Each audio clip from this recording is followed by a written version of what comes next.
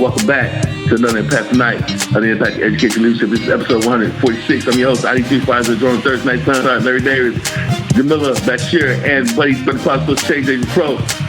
Buddy, Thornton, please say hello to the people. Good evening, everybody, and good evening, my esteemed panel mates. This is going to be exciting. Wonderful. And Jamilah, Bashir, please say hello to the people. Hello, everyone, and hello to my fellow panelists. And the one and only Dr. Larry Davis. Please say hello again to the people, sir. Hello. Welcome. I'm looking forward to it again. Every time I meet with you and the panel, I am the one who walks away that much more richer. So I'm looking for those deposits today. I say amen to that. Well, listen, tonight's topic is one that needs to be shared. A lot of people have said that COVID-19 left so many gaps. But I believe tonight we're going to expose the gaps that were already there. We just covered them up. Individual education program and community involvement is the topic for tonight. What is I.E.P? Facebook. I'll tell you. It is an individual education program. That's right. What's that? It's when educational leaders are tasked to describe how students who qualify for special education services can have a voice in a positive way for school culture and school vision. A student's IEP will specify that student's strengths and weaknesses or challenges the student has in each content area and determine techniques to accommodate and to modify those necessary requirements to help their student learn without giving them different material than the general educational population. There are some ways that organizations are beginning to refocus on developing youth advocacy, which skills are crucial. Information necessary to address these initiatives for building our young people, our young scholars, and their mentors. Their mentors also need to be built and be equipped with resources intrinsically and extrinsically, internally and internally, to service this population within the school. Special education programs in the United States have been mandated since 1975, when the U.S. Constitution passed the Education for All Handicapped Children Act, EHA for short, in response to discriminatory treatment by public educational agencies against students with disabilities. Tonight, we're going to have a sensitive conversation. But the love that's on the panel tonight is going to conquer this topic. Why? Because love conquers all. First I want to go to Dr. Larry Davis. Dr. Larry Davis, when you heard the topic for tonight, and I'm going to say this, a lot of people have been spiritually hacked. But anyway, when you heard the topic for tonight, what was the first thing that came to your mind? Talk about it. I think all children have to be represented. I feel that way, and I've always felt that way. I heart for what we do for children in this system of education. But I just wish there would come a day that we could take the special ed out of education and just make education special for every child. So we wouldn't have to have an IEP, we would have an IAP, an individual academic plan for every child to be successful. And that plan met their needs, served their needs, served their deficiencies, their disabilities, and their educational qualifications or disqualifications. That's what I thought when I said that. When can we make education special for everybody, and then every child have an I.E.P? Because, this RTI is supposed to make us have that anyway. I.A.P. Lord, have mercy. Who else? Let me ask Buddy Thornton, what was the first thing that came to your mind and your heart when I gave you the topic for tonight? Well, I'm in a household that has had a quote-unquote developmentally challenged child in each generation. And I thought, after basically 40 years of dealing with this issue directly with at least 2 to 3 different groups of teachers and administrators over 4 decades, maybe there are some answers. And I didn't look for the traditional and the canned answers. I looked outside the box, and that's what we'll go to tonight. Let me ask you another question before I go to the next guest and ask them the same question. When I gave you this topic, what were your pain points? What were your pain points when you heard this topic? My biggest pain point goes back to my developmentally disabled son, who is now 42 years old, when he would be sent home from school because he would not stay in his seat, and he would get up and he would literally walk out the door and just go out into the playground and just stare at something.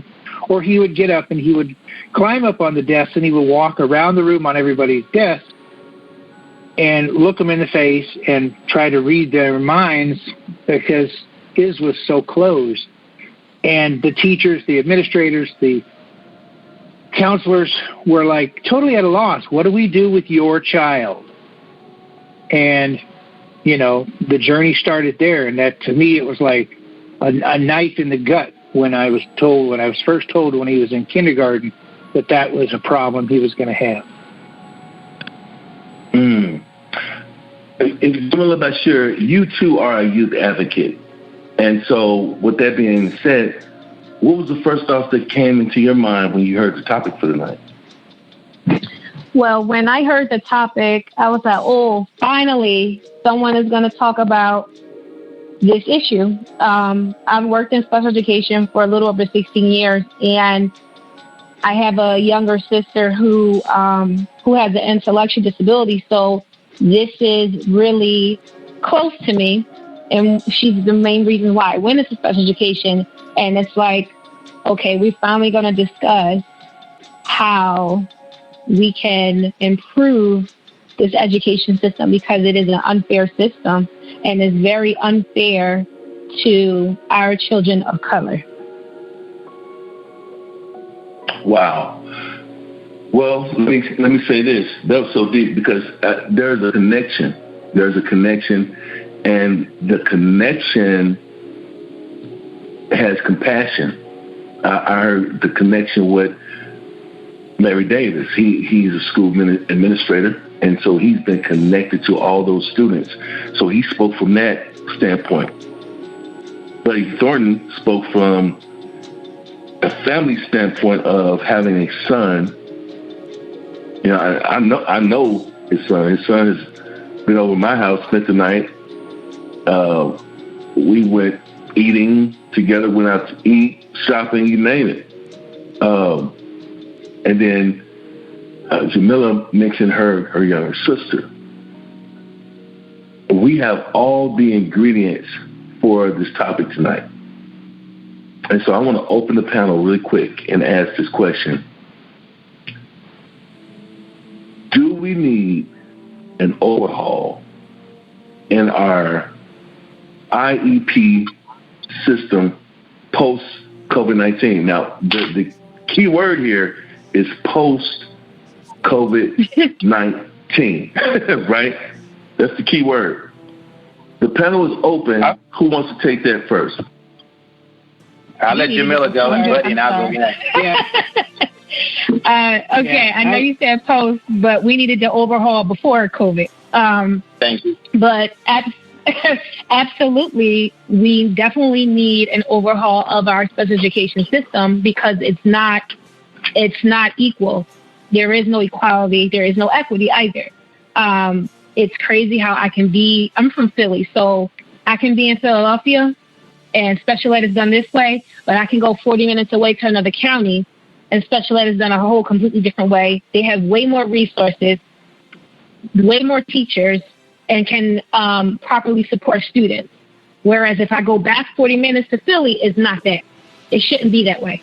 So absolutely, there needs to be an overhaul of special education because there is no equity and there is no equality either. You know, I'm just going to piggyback off what she just said. How can it be a federal program, a federal mandate, and then when you go from state to state, even city to city, there's just discrepancies? You can't have a federal mandate and you have discrepancies. It should be the same universally. But here's the thing. We don't just need an overhaul. And it's not the IEP that needs to overhaul. We need to have a dedicated system of preparing teachers to be special needs teachers. We need to do better in preparing teachers for what they have, what's going to be in store, what's going to be asked of them, what's going to be required of them. Because here's the thing. We send our babies to school and we go off to work and we hope, we really do, we hope, we have faith that our teachers are well equipped enough to take care of whatever needs our child has, be it developmental, be it academic, learning. It doesn't matter. We have this faith that our system is predicated on taking care of our child. We're not even thinking about the other 2,000 children in the building. We're only thinking about ours.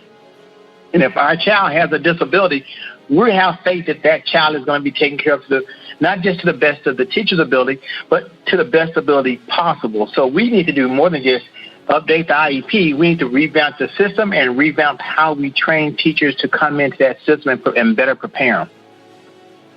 You know, when you said that part, when you said that, the first thing I thought about was influences. And those influences are those connections. And that connection has a representation. And that representation has a voice. And so whose voice are we listening to? I know we're hearing school leaders' voices, but are we hearing the voices of family members? Are we hearing the voices of friends? Are we even hearing the voices of mentors or program directors? Whose voices are we taking into account? Come on, talk about it. Let's just for a moment go on a journey. A child goes into the third grade with an IEP, and the teacher is progressive and aggressive at teaching and working with that child, makes that child feel wanted in the classroom, and moves that child forward just yards and yards ahead of where they have been. Fast forward to the very next school year, the same child with an updated IEP, and the teacher is closed-minded, does not like mainstreaming, ignores the child, does not help the child, does not work with the child, and so their IEP slides back downhill. The next year, they go into another classroom, and a teacher is very progressive and treats them the way they were treated 2 years earlier. This is a child with developmental needs. This is a child who is not normal. This is a child who would benefit from consistent treatment. Mm-hmm.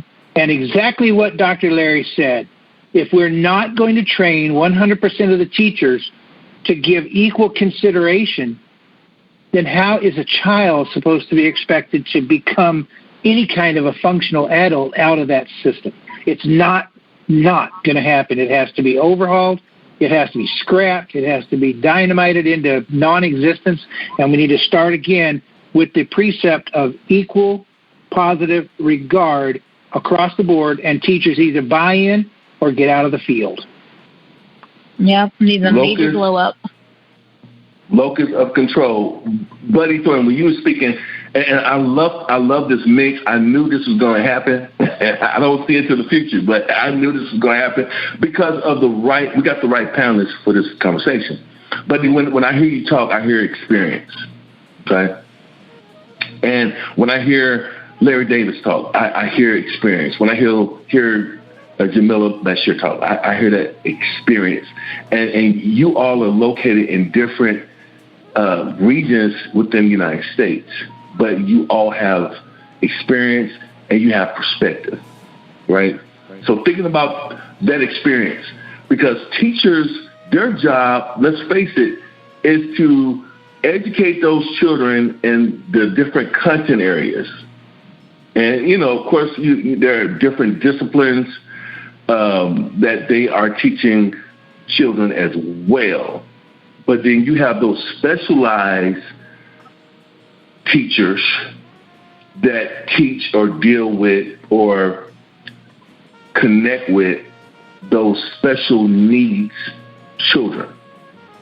And this experience comes from events. And it comes from how, I would say good experience comes from how you handle events, especially those major events, especially loss.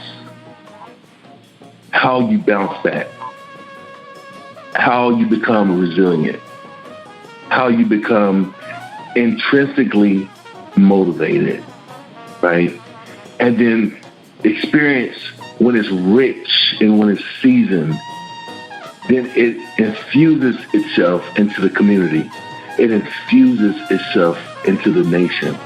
And it has the ability to influence success over time.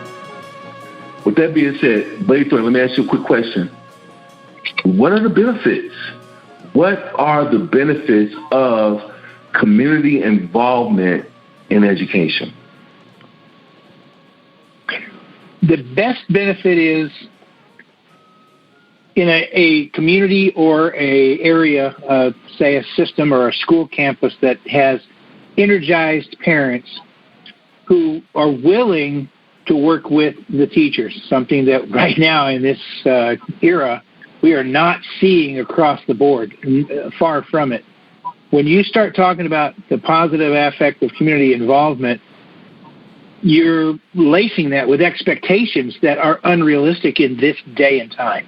What we have to do is we have to educate the parents and educate the community leaders to understand that they are all common role models for the kids who have an unbelievable amount of access to the social world around them, something that was non-existent 20 years ago and certainly non-existent 40 years ago.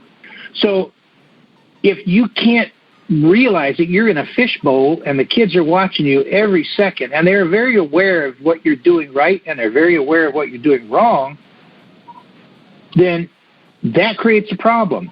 So the benefit comes from community involvement when the community is in lockstep with understanding that they are 100% role models who need to understand how they affect the students in the classroom, and that affect on those students creates either a empowerment of the teachers or pushes the teachers into a rabbit hole.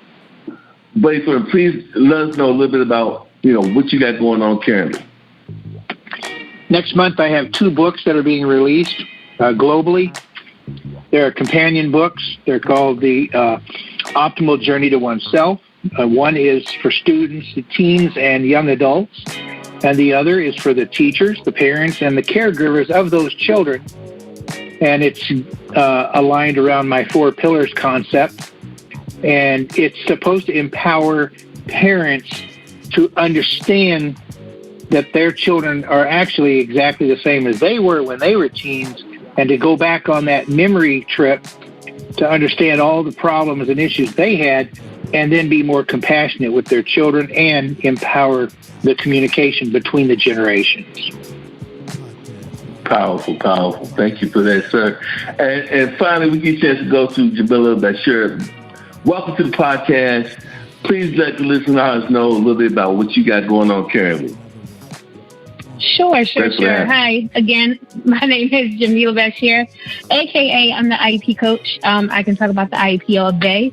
I am a special education supervisor, former SPED teacher, and I'm an educational consultant. My company is the I.E.P Coach LLC, and we focus on supporting school districts with supporting their special education teachers, giving them proper training in PD, because special education teachers don't really get PD pertaining to their area of expertise. They tend to get pushed in with everyone else's PD. So knowing that, I want to support SPED teachers with that, so that way they can better support our students in the classroom. And this will help them in turn stay in the field, because you have so many special education teachers leaving the field due to burnout. I self-published a book because of her. It is a true story of what it was like growing up with a sibling with a disability. So I talk about me and my little sister, and I talk about the impact she's had on my life. And I also have an ebook called Master the I.E.P, Volume 1, A Beginner's Guide to the I.E.P. And Volume 2 will be coming out soon. Yes, and that's just a little bit about me. Wow. You know, when I looked you up, I said, here's a person that is like Nike. They just do it, right? Communicating concisely and crystal clear, and letting people know as you introduce, you know, what type of activities you're bringing to their school environment, right? And so you got to have the right lesson plans, the right exercises, the right goals that you plan to attain. And you do all of this in a way, not only that is, I would say, professional with your preparation and the way you execute and exercise, but you have the ability to create an open and safe environment. Mm-hmm. What that being said, let me ask you a question, Ms. Jamilah Bashir. What programs would you recommend to enhance community relationships, to increase positive health behaviors? I'm not finished yet. I know. That's why I found out. Wait, let me stop. And to decrease those risk-taking behaviors in the I.E.P community. Please talk about it. Okay. There's a lot, but I'm just going to try to, not go too far on. But definitely, there needs to be that relationship. There needs to definitely be that relationship between the parents, school, and the community. That relationship definitely has to be cultivated, and it has to be strengthened, because it truly takes the village to support all students, not just students that have an IEP, but all students. So strengthening that relationship, having like information sessions regarding students, regarding their academics, anything that can help them academically, that would be greatly appreciated by parents. Parents always, they want resources that they can use at home to help their children. So that's a lot. That is a lot of what they're asking for from schools, to help them help their children at home. So definitely, if schools are able to provide that, or provide them with resources in their neighboring community that can help parents with their children, that is greatly appreciated by the parents as well. Also, when it comes to students that have special needs, having information sessions to teach parents how to go about getting their child evaluated, if that is something that they want to do. What are the steps, and what can they expect if that happens? Preparing parents for that and helping them understand what that is like. Parents will then understand that process, how long it's going to be, and what they're going to experience ultimately. Another thing, like, for instance, preparing parents and telling them about child find. That's a certain time of the year when we have to make sure all the IEPs that are due before the year out, make sure they're due. And then anyone in the community, in the neighboring community, it could be a kid who's being homeschooled. Even though they don't go to their neighborhood school, they could get an evaluation if needed, if that's something that the parents want. Educating the community about that when that time comes, educating them about that so they know, oh, this is what child find is. Oh, I can get an evaluation for my child if that's something that I need. Oh, I know my school can support me with that. Another thing that we need to do as a community when it comes to our children that have special needs is also having high expectations for them and allowing them to rise to the occasion. A lot of times, I'm not going to say a lot of times, sometimes we get parents and teachers, when they have a child who has special needs in their classroom or they have a child that has special needs, they lower their expectations. And they say, and they have the assumption, well, you know what, they can't do this, so I'm just going to let this slide. I'm just going to allow them to do whatever. But that does not set the child up for success at all, because when they get out in the world, no one will care that they have a disability or they have a limitation. And we need to hold our children accountable for their behaviors and for what they're doing, and explain to them how to manage the emotions that they're feeling, so that way they can be the best that they can be when they leave school, when they leave their home, when they're not with their family, when they're not with their parents. And just providing that support for parents is a big, big, big help. And parents not being in denial if their child is having needs, because the longer you're in denial, the more time is wasted that we could get the child help that can help them in their education. What you said was so vital. The perspective that you exposed was so crucial. I want to open the panel because you're making me change directions, and I'm fine with that. I'm okay with that. And I want to open the panel with this question: will someone give us a success story of a special needs individual that people thought, let's throw this child away. There's nothing we can do with him or her. And they gave up. But this child rose through the ashes and became a success story that you talk about even to this day. The panel's open. Who wants to share tonight? I want to talk about a client of mine who had a child.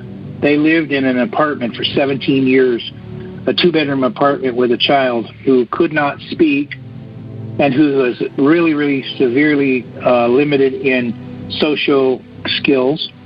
And when attempting to go to school, the parents came to me and they said, how can we make sure that our child gets the benefit of everything they can have? And I told them, I said, it's going to take self-sacrifice on your part and holding everyone in the education system accountable for your child, remembering that your child is only one of thousands.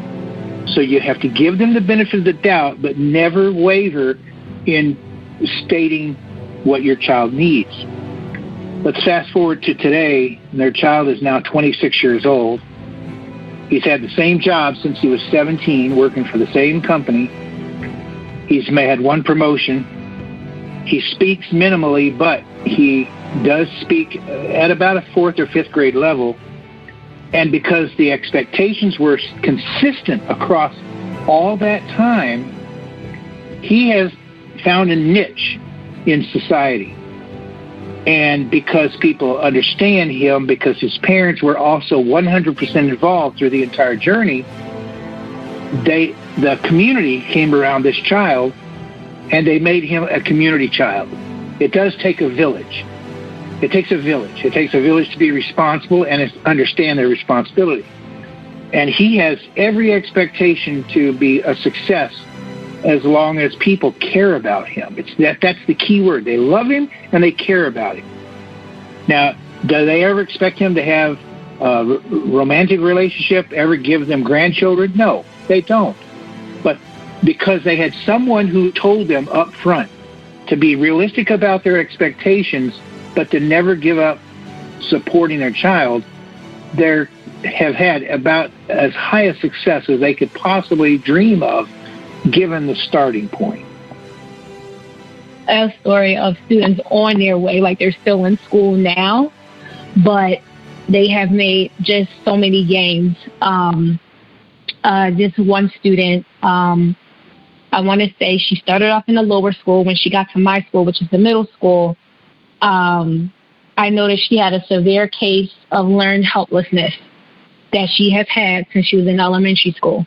So this is a girl, obviously, she's had experience where she may not have done well, and no one, I'll say, just built her up or lifted her up or poured into her for her to want to do well. And so when she got to me, I don't deal with learned helplessness too well. So I was really on this girl, and I'm just like pouring into this girl, and but she didn't believe it. And it wasn't until, I want to say she just finished seventh grade. Seventh grade, we just had a heart-to-heart, all her teachers. We was like, what do you want? Like, what do you want to do in life? Like, what do you want? We literally was like, we was at like our wits end, like, what is it? And she started telling us about her dreams, what she wanted to do. She wanted to be a doctor. She wanted to do all. I'm like, how are you going to get there? Well, I have to do. I'm like, you need to. She was telling us what she needed to do. I said, well, you have to start now. You can't just wait until, I finished school. This is when I'm going to start doing what I need. I was like, you have to start now. I want to say after that, heart to heart, it was like she did a 360. Like, no longer was she like, oh, woe's me. She was just like actually putting forth effort to do her best every single day. Every day. And when I would see her, I would tell her, like, oh, I'm so proud of you. You're doing so good. Keep it up. And that's what she needed. She needed, like, confirmation. She needed words of affirmation. She needed that type of, I'll say, love from her teachers for her to turn herself around. And I'm happy to say she's going to the 8th grade now with a better attitude and a better mindset that she can achieve and that she can do well. See, we love that. And going to the 8th grade, for me, that is so scary. I'm just going to be honest, because during that time period, during that stage of development, that's where that risky behavior almost peaks. It's like almost the apex of that risky behavior. That's when it really starts. You know, they're going through puberty. They are having an identity crisis where they're trying to identify themselves, and they're in this role of confusion. And this is the time. This time in kindergarten, pre-K, and this time to me, and graduation, of course. Those are the most crucial times for parental involvement. I got an expert on the panel that's going to talk about this. Dr. Larry Davis, I got to get you to talk about this question. But before I do, what you got going on currently, sir? I know you all over the countryside. Well, talk about it. Just like Buddy and our blessed queen, got a couple of books out there. Looking to, doing the consulting with school districts. I've written a new platform that I shared with Buddy, and Buddy and I looked at it and talked about it, and he helped me, fill in some of those gaps. So that's it, and just trying to find a way to make our school system better. Because right now you're about to give us some wisdom. But I was told this years ago. I was told that wisdom is not taught, but it is taught. And so with that being said, let me ask you a question. How can we get parents to be meaningful in their involvement in our schools? How can we get parental involvement to become like it used to be in the days of old, or if not better? What's your thoughts? We want to listen to you. We want to walk with you on this one, and we promise we will listen. You're gonna listen to me? That's a dangerous thing to say. But let me start by saying this: the Bible tells us not to think about the days of old, because the days of new are going to be even better. So let's not get hung up on the days of old. I want to give a couple things. You said a success story. At one point in time, and I need to check the figures again, but at least 1/3 of every school superintendent in the nation had a form of autism. Now that's success, right? Think about that. These are students that had disabilities that went on to lead school districts. That's a success. Now, and I want to say something about Buddy, and Jamilah said something. Our education system, the building itself, is so segregated because we have AP teachers, we have dual credit teachers, we have gen ed teachers, and we have special ed teachers. Until every teacher in that building understands everything that everybody does and has to do it, that's the only time we'll get teachers from saying, oh, that's not my student, that's a SPED student. No, every student in that building is ours, and the only way we can get them to claim it is if every teacher is trained, taught, and skilled at everything that our students need. And we can get away with saying SPED teacher, gen ed teacher, AP teacher, dual credit teacher, and they can just be teachers. Let me get off that soapbox. But, so here's the thing, our parents. Let's start with just reaching out. Why don't we just reach out to them? You know why we don't? Because we think parents are an intrusion to our building and not an inclusion to our building. And then when they come in our building, why are we giving them the most remedial jobs? Go file papers. No, I don't want my parent hid. I want my parent visible, because let me tell you something. I don't know how Tommy acts when Dad's not around, but I know how he acts when he sees Dad on the campus. So I need Dad to be visible on that campus. And let me tell you, moms and sons and dads and daughters, if you get those dads on that campus, we're going to have some role model effects. It's going to be so overwhelming and positively impacting our campuses. Next one is, why don't we listen to parents? Parents are telling you all the time what they want from the school. Well, if this is what we want from the school, hey, parents, how can you come on our campus and help us do that? Help us get those things, which means we got to give them access. Our parents need access. We need to stop having. I've been on so many campuses, and I understand safety reasons, so let me not dismiss safety. But I've been on so many campuses, even when they know the parents, they've done the volunteer forms and did all the, they have a restricted area for parents. This is as far as you can go. Wow, if that's as far as you can go, then we've already limited the success of our parents. And then why don't we have a plan for parents when they come on campus, not just go, I can use Miss Johnson today. Miss Johnson is here. I have no plan. We need to have a organized plan for our parents when they come on campus. And then finally, just like we engage teachers, we need to engage our parents into our educational plans, into our campus improvement plans, into our children's studies. We need to engage our parents. So first of all, let's just reach out to them. Let's listen to them. Let's give them access. Let's have a plan for them, and let's engage them. I think, and this is just my belief, if we do that and make it an all-inclusive system for our parents, what we teach them won't be a mystery, and what our kids are learning won't be a mystery either. There you go. Lord have mercy. And like I said when we first started, we out of time. But before we go, what are the takeaways for tonight? Thank you so much, Dr. Larry Davis. Schools and schools need to definitely reach out to parents to cultivate that relationship, so that way parents can start to can go back to trusting the schools and to work with their child. And also parents, telling schools what they need. What do you need assistance with? How can you help us with those things? Also, parents not being in denial of what their children need and getting them the support that they need as well is another takeaway. And just when it comes to teachers, all of the students are ours. The I.E.P students are not just mine. They're all of our students. And like what I think it was Larry that was saying this, you have to have that understanding that these are our students. So on top of training our teachers, we also need to do mindset work as well, because you have some teachers that come in, well, I'm just a math teacher and I'm just focusing on math, or I'm just science, or I'm just that. These are my kids over here and your kids are over there.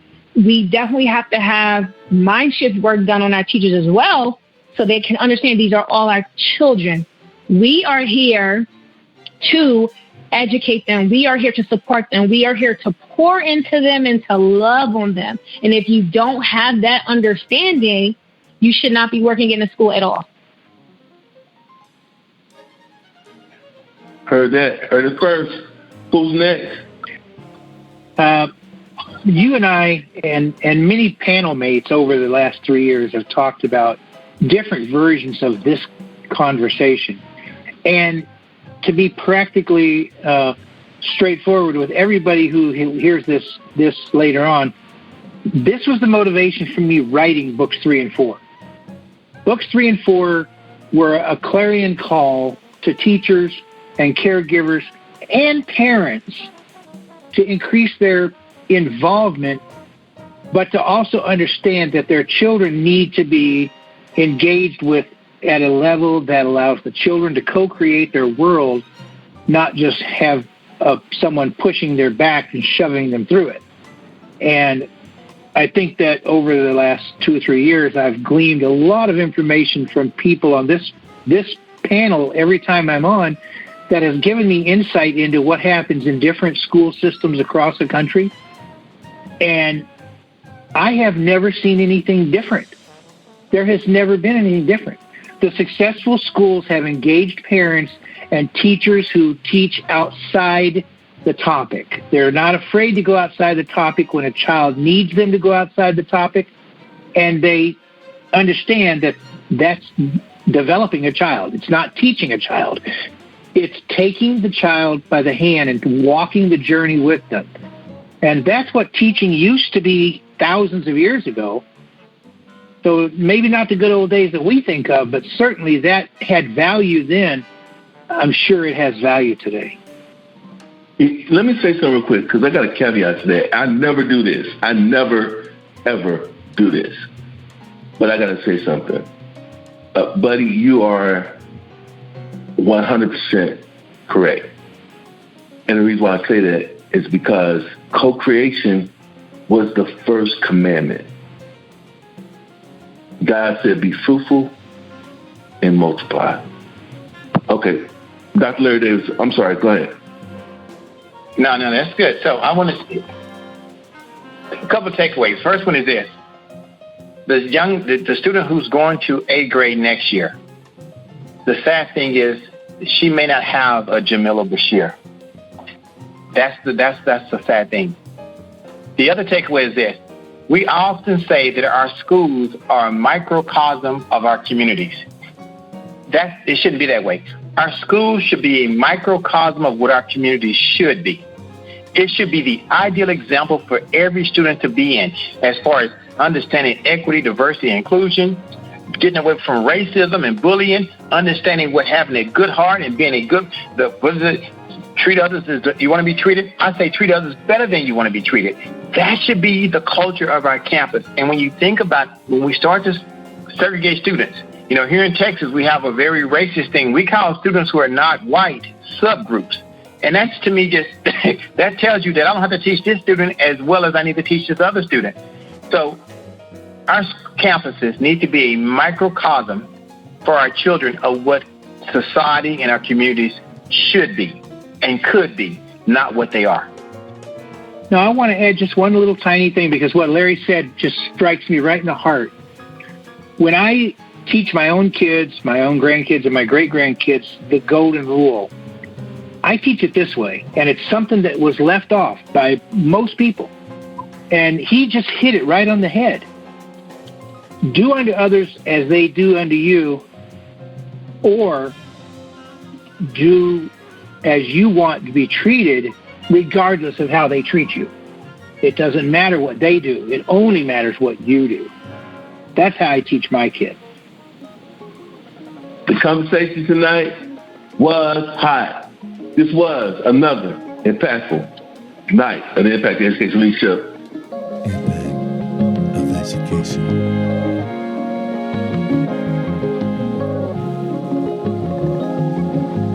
Leadership Podcast. Follow us. Follow us.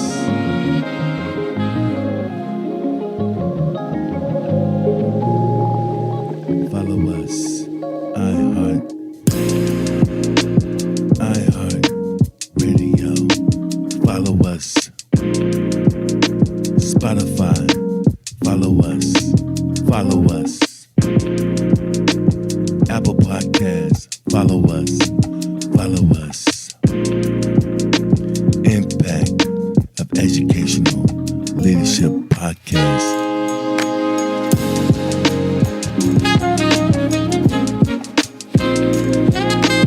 Facebook.